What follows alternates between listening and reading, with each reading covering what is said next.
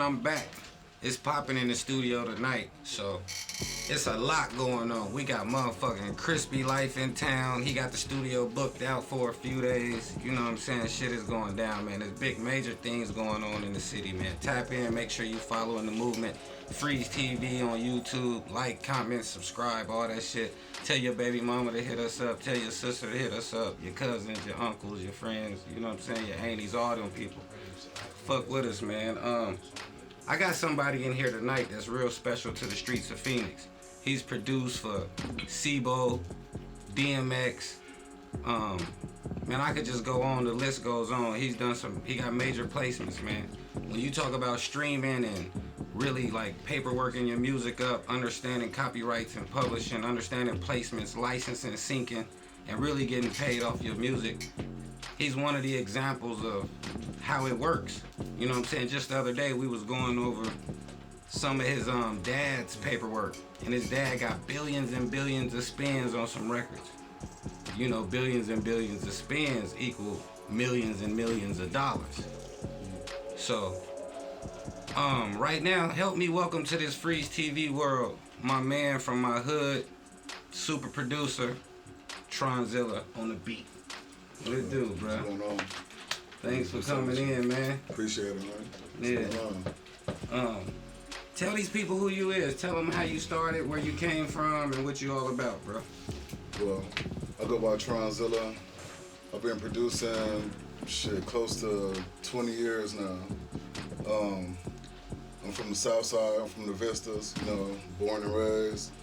I grew up. Just, you know, listen to my dad. My dad is a blues legend out here, Ronnie Whitehead.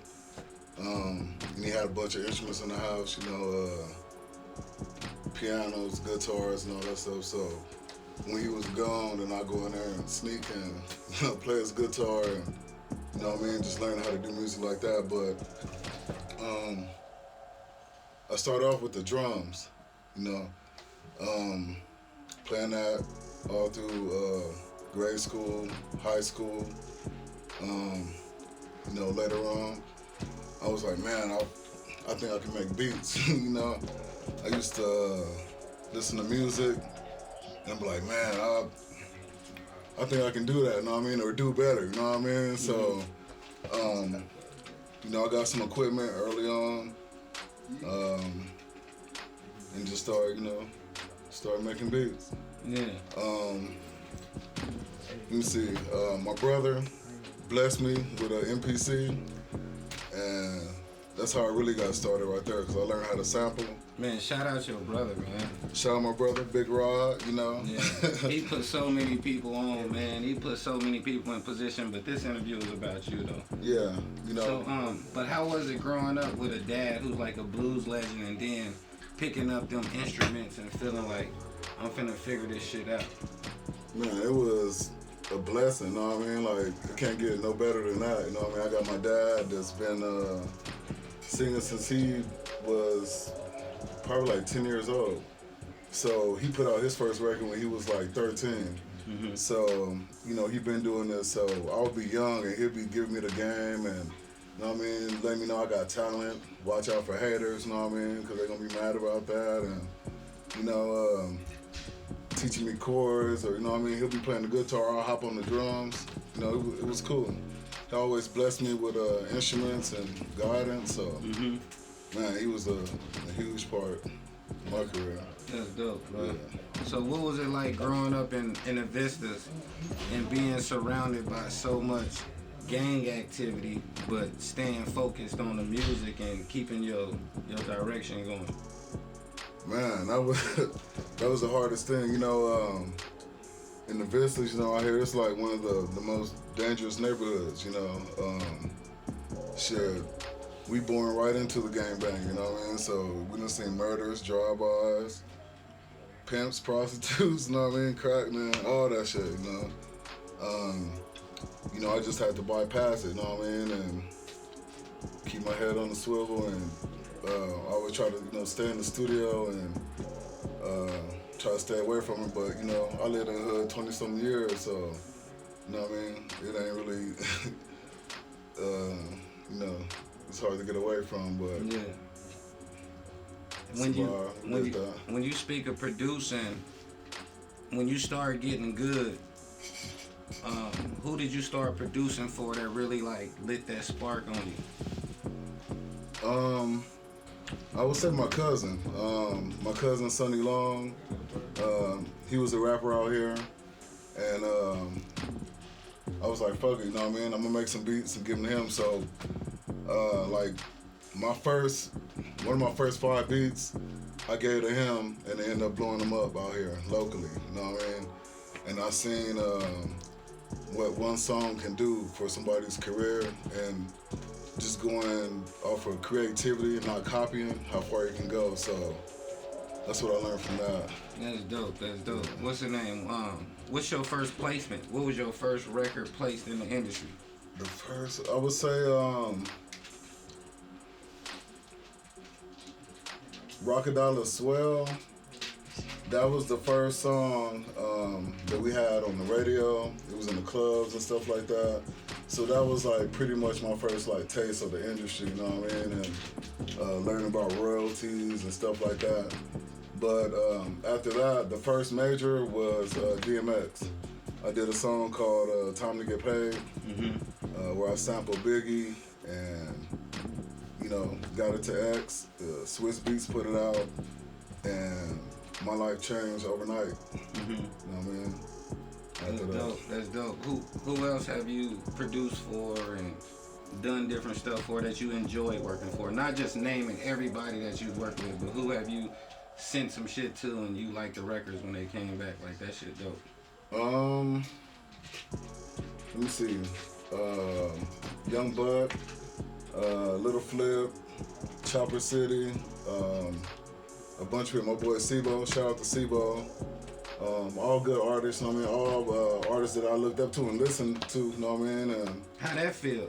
Like looking up to these dudes, listening to their music, and then producing records for them. It was crazy, you know.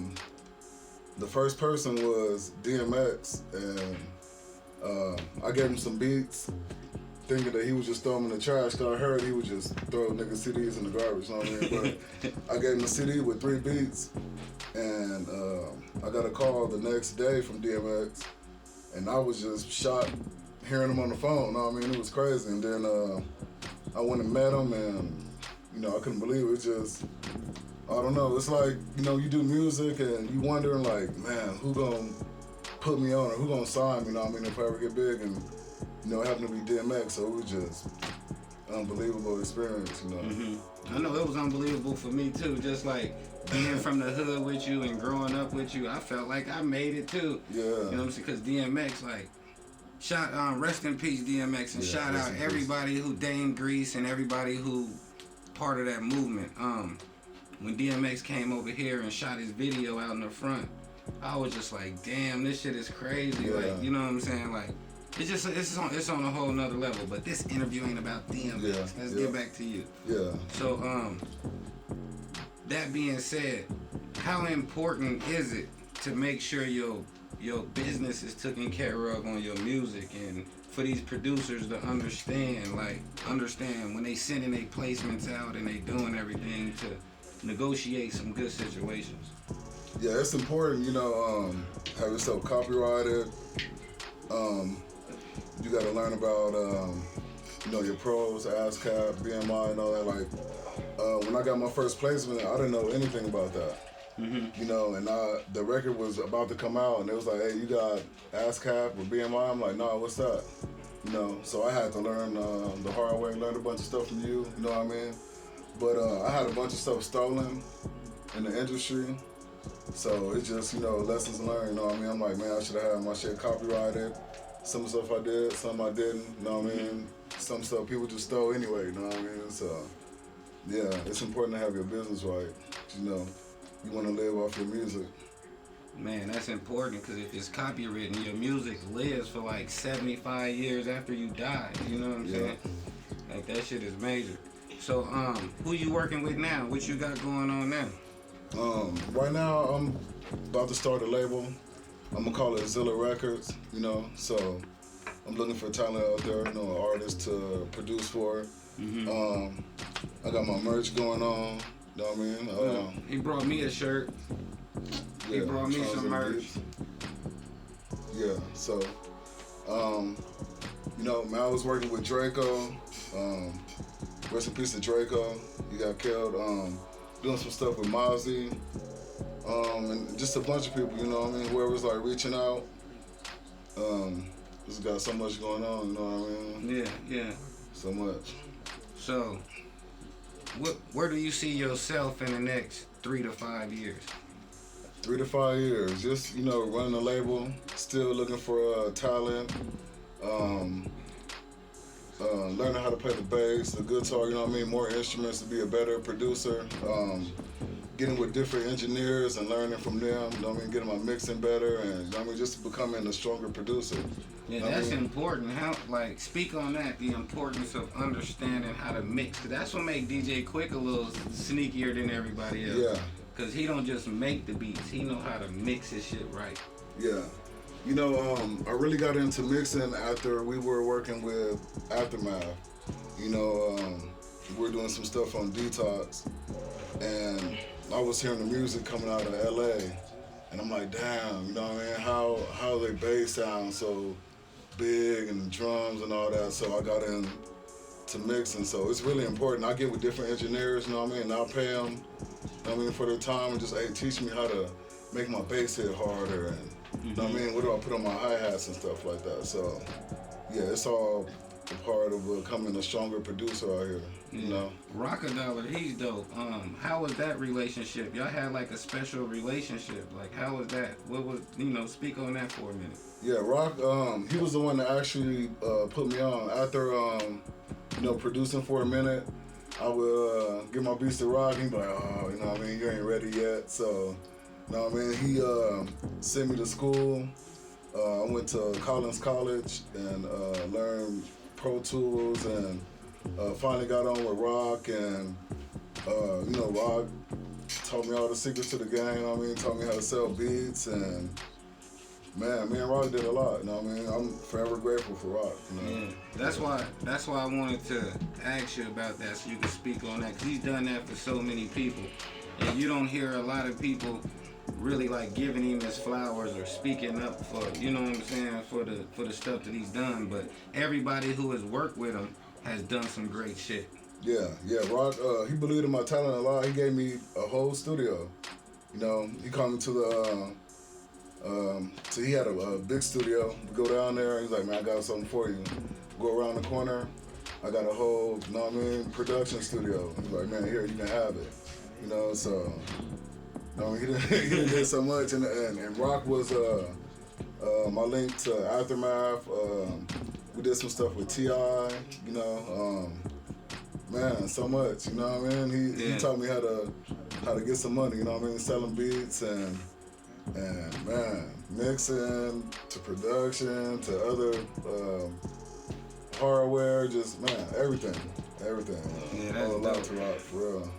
Man, so moving in the future, if somebody want to get in contact with you, if somebody want to get some beats, if somebody want to get some mentorship, they want to get some advice, if they want to get something, how they reach out to you? What are you looking for? What is the criteria? Like, I don't want nobody wasting your time or wasting their time. Like, what's the play? To get a beat from me, hey man, hit me on social media. You know, I'm always out there looking. You know what I mean? I'm watching who moving, who really putting in work, you know what I mean? And, you know, sometimes I'll holler at the artist like, man, I like what you're doing. Let me see some beats, you know what I mean? But if you want to get with me, it's TRONZILLA on Instagram, Facebook, Snapchat, whatever, you know what I mean? I ain't hard to find. Snapchat, that's the sneaky one. They said, hey, they said Snapchat is for them little ratchets. You know what I'm saying? I gotta get on Snapchat, because they said that's where all the action is at. I ain't even on Snapchat. Like, my daughter and them on that. I ain't trying to bump into my daughter or nothing in there popping it or something. Yeah. My daughter, one of my other daughters on Instagram sitting on the sink. I'm like, get your ass off the sink. You know what I'm saying? Like, can't do it. Can't do it. But, man, I appreciate you for coming in, man. Like, this shit is dope. So, I'm going to bring you back another time. It's just, we got so much going on. Crispy Life done came in from Michigan, man. He got the studio jammed full of niggas, man. So, we trying to rush through this and get it done because you took out time out of your life. I took time out of my life for us to do this. But at the same time, Crispy done blessed us. So we got to take out time to, you know, soak up a little bit of his game. And y'all need to make sure y'all follow TRONZILLA and follow the movement, man, because me and Crispy was talking earlier. A lot of people don't know who next to him. You know, it's a nigga that walk in a room, it's a nigga that might hold the door for you at Quick Trip, and you don't even know that this person might be the person who gonna change your life. So say thank you. Say I appreciate it. Show your appreciation. Be mindful, be thoughtful. You know what I'm saying? Like, cause God uses people to bless people. You know what I'm saying? It ain't gonna be no imaginary shit. It ain't gonna just be like some money just gonna fall out the sky. Somebody gonna bless you. So depending on who you fuck with is what's gonna determine your blessings. So keep your mind open. But y'all know what it is, man. Appreciate you for coming in again, bro. No problem. It's 100, man.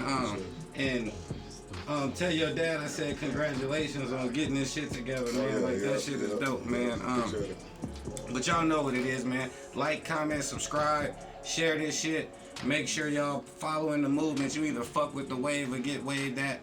But you already know, today will soon be two things. Today will soon be tomorrow, and it'll be yesterday. So whatever you do today is what's gonna determine your tomorrow. So when you get to tomorrow, don't be talking about what you should have did yesterday. You did, live in your present, make it happen, and go hard, man. It's your boy Freeze, fuck with the movement, FREEZTV, man. We out, peace.